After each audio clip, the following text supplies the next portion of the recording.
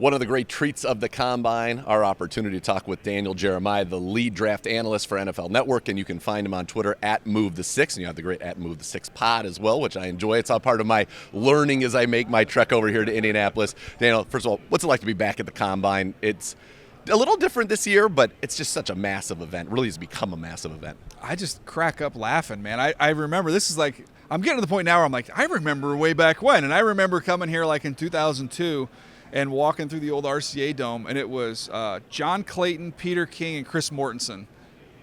That was it.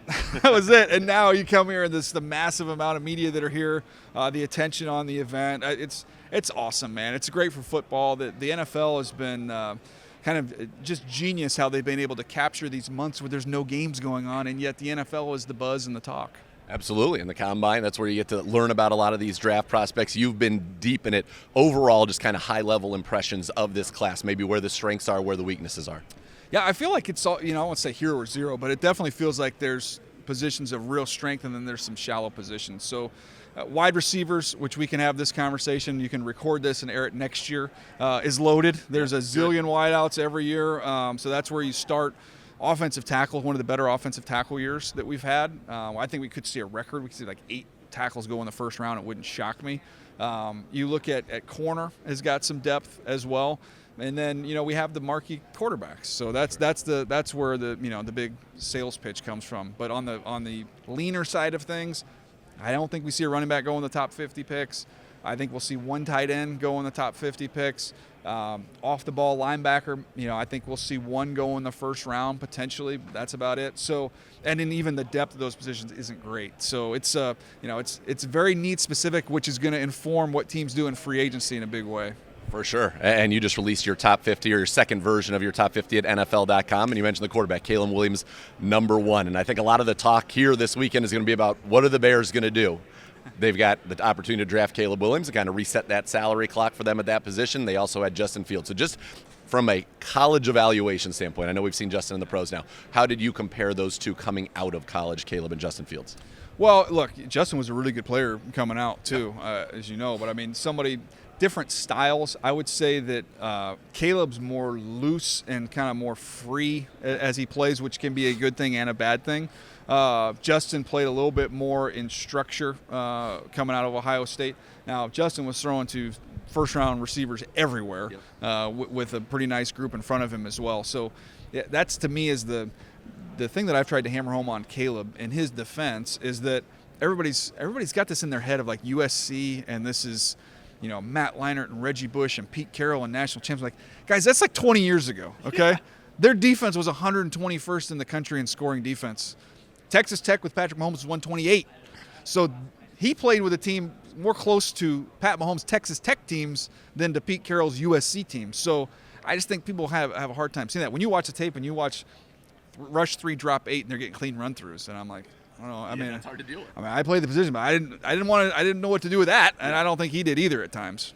Absolutely, and it's one of those kind of the narratives. Oh, they didn't win a lot of games, and guy's a talented kid. They were one game away from going to the playoff last year, and that's kind of what I jokingly have said. I like Jaden Daniels a lot. Jaden Daniels is a really talented player. Sure. But, if you say, okay, with Jaden Daniels, look at the success that he had, and he had a good offensive line. He has 2 top 15 pick wide receivers. And look at the year that he had. And I said, and people want to talk about Caleb and regressing. And I said, well, let's use your imagination. Try to imagine what Caleb would be like if he had just a mediocre offensive line, just a non-terrible offensive line, and 1 first-round wide receiver. Oh, yeah, he did the year before, and he won the Heisman Trophy, and we're talking about him as some generational player. Yeah. So context matters. No doubt. Generational player, perhaps Marvin Harrison Jr. coming out of Ohio State, who's your top non-quarterback on your board. I think he's number 2 overall. Yeah. Are you surprised he's not doing anything, not even running a 4, not just putting a 40 time out there? Are you surprised that he's decided, I'm going to do nothing, no pro day, nothing? The tape, and the tape does speak for itself, but to me it's just a little surprising. Yeah, I mean, look, selfishly, when you're covering the event, you want to see the stars get out there and move around and do your thing. But, I mean, gosh, he was at the pro day at Ohio State last year with Stroud, running routes and catching balls, and it was like almost as many people talking about him who wasn't even eligible for the draft than we're talking about CJ coming out of that day. So, I mean, he's got a body of work. We've seen it all.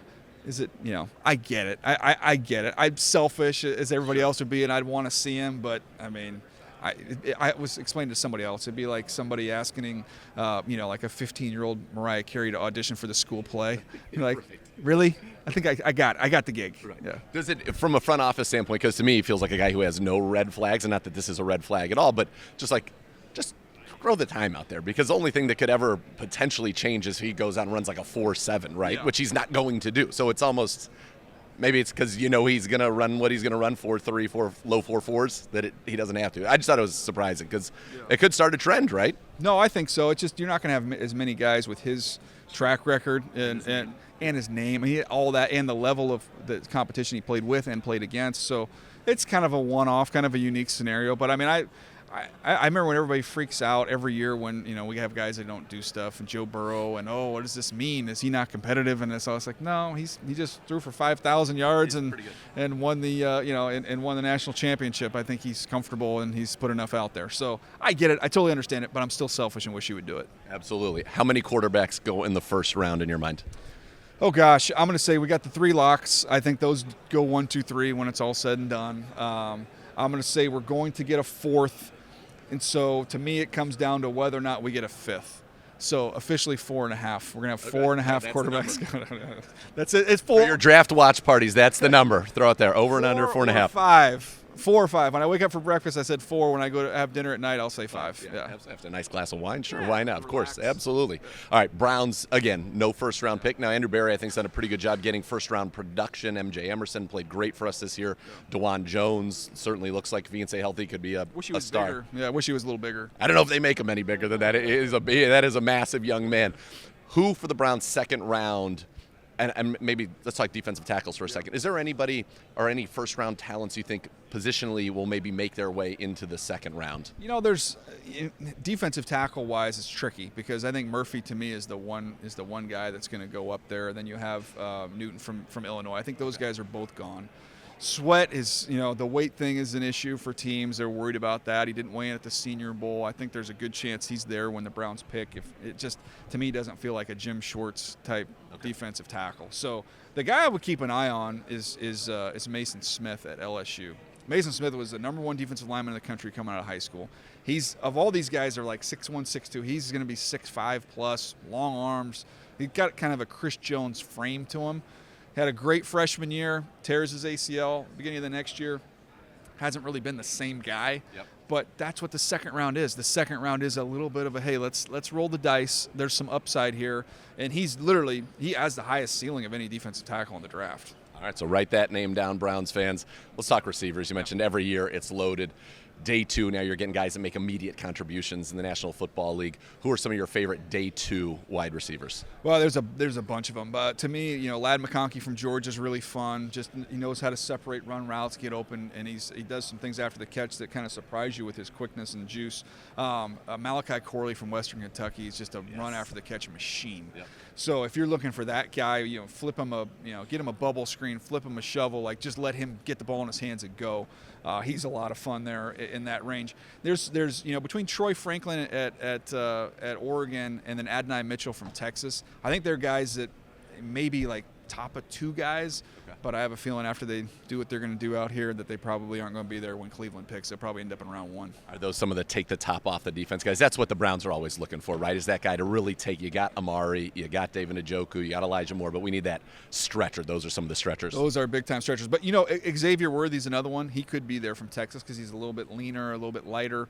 He's going to blaze out here. He might run under 4.3. So, wide receivers, I mean, look, if you're Cleveland and you want a wide receiver, it is your year. You're going to get one. All right. Your other hat you wear is the color analyst on the Chargers radio network. How do you compare your draft prep to game prep in your role as the analyst? Well, it's fun. To me, I kind of look at it as like Halloween is my marker. Okay. So, I mean, I'm pretty much all in on the NFL season, doing the stuff we're doing at NFL Network, as well as, calling the Charger games.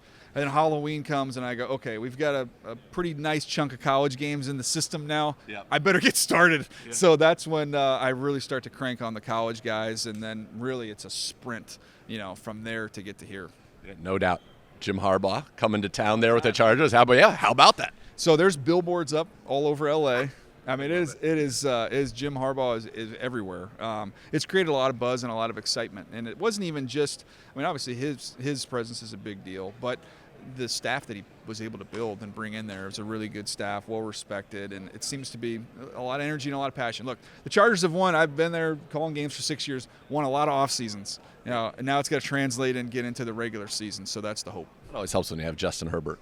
Yeah, he's pretty good. I'm curious to see how they, they've got big decisions to make. They've got 4 big contracts. They're over the cap, so they got to figure out, with Mike Williams, Keenan Allen, Bosa, and Mack, they're going to have to do some gymnastics there.